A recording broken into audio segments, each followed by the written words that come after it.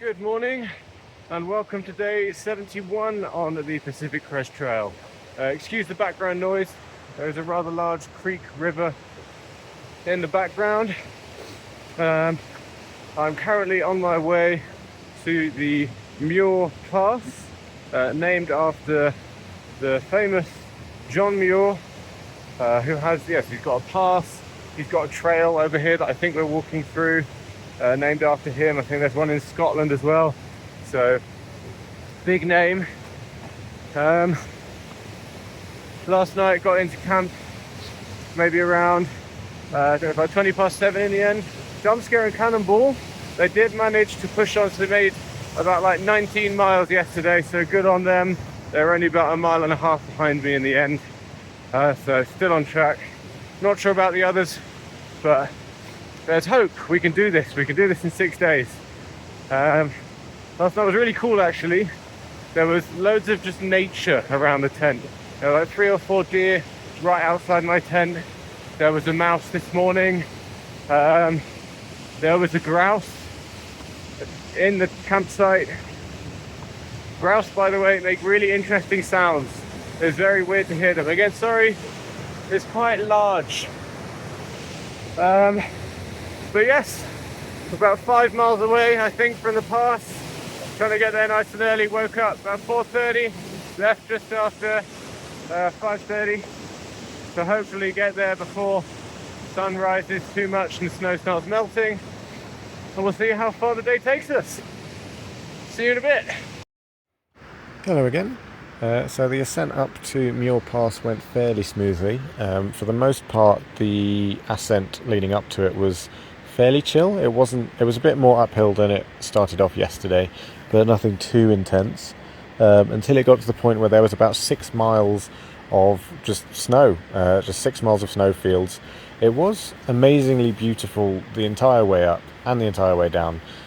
Just all of today, as with the Sierras generally, every new kind of corner that you turn was just a what? How is the view that good? That's not fair on other views moments. So many of those, so many just wow moments, like you turn a corner and just another breathtaking view. Like normally when I film these videos I have about like 4 to 5 minutes of footage, but the last few days I've had like 10 minutes to try and sift through every day, just because the views are that good. Made my way up. The snow wasn't too bad on the way up. It was still fairly firm and grippy. I didn't use my micro spikes because I got there fairly early. And at the top was Muir's hut, a little hut I think made in the 30s by a Sierra association in memory of John Muir. And it was quite cute actually. It had quite a few signs in it. Most importantly, it had a trail register and a trail confessions booklet.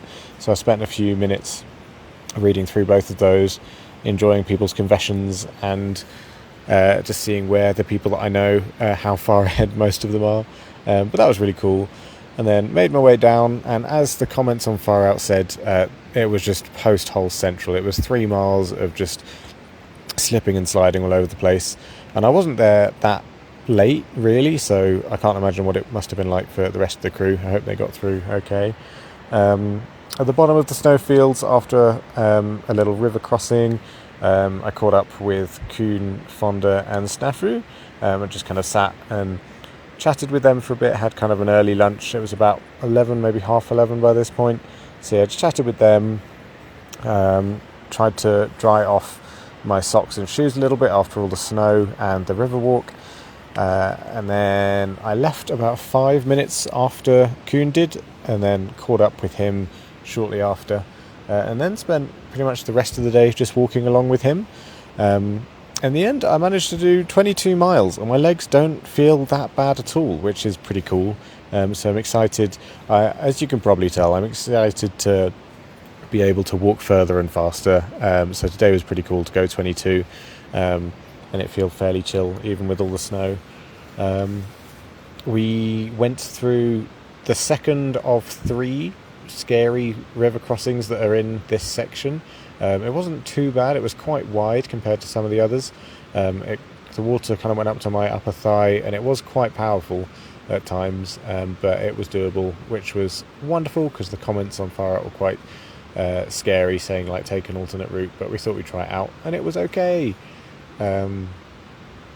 Yeah, and then after that we just kind of kept walking through beautiful woodland. The only problem with beautiful woodland is that there are also so many mosquitoes, and for some reason my blood is so much more tasty than anyone else's, so I think I got like 10 new bites today alone, which is very sad, but hopefully the climb up or leaving early tomorrow morning will stop them from eating me. Because tomorrow, one more pass and one more scary river crossing before we're done with this section. Annoyingly, the pass is in another 11 miles, so I'm going to wake up fairly early, probably earlier than I have before, just to make sure that the snow on the descent isn't too post-holy and I have some kind of grip. So hopefully that'll go nice and smoothly. And I think 3 miles after that is the next water crossing. So yeah, it should be fun. And because I've done 22 miles today, my plan is to do around somewhere between like 17 and 20 tomorrow, and that'll put me basically right next to the exit into VVR, which does stand for Vermilion Valley Resort.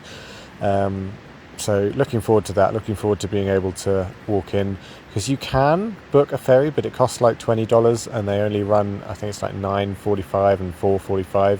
So I'm not sure if I'd make the 9:45, and the 4:45 just means kind of like a whole day wasted waiting around. So I'm going to walk in early on the next day. So yeah, that's my plan for the next few days. Currently I'm hiding in my tent from mosquitoes. Yeah, looking forward to tomorrow. It is a lot more up first thing, like it's just straight up like 3,000 feet of elevation, but we've done that before, so it'll be fine. We'll have a good time. Yeah, I will see you tomorrow.